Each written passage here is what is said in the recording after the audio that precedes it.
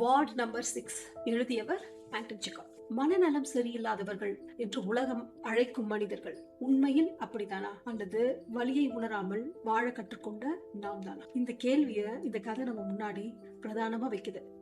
ஒரு பழைய மனநல மருத்துவமனை, அதுல இருக்கிற ஒரு சிறிய அறை, அதுதான் வார்டு நம்பர் 6.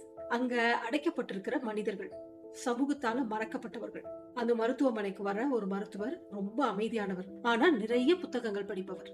ஒரு நாள் வார்டு நம்பர் 6ல இருக்கிற ஒரு நோயாளியோட அவர் பேச ஆரம்பிக்கிறார். அவர்களுடைய உரையாடல்கள் ரொம்ப ஆழமான அழகான உரையாடல்களா விரிவடைஞ்சிட்டே போகுது. அவங்க பல விஷயங்களை பத்தி பேசுறாங்க. இந்த கதையில பெரிய சம்பவங்கள் இல்ல, ஆனா ஒவ்வொரு வரியும் பல கேள்விகளை நம்ம கண் முன்னாடி நிச்சயமா நிறுத்துது.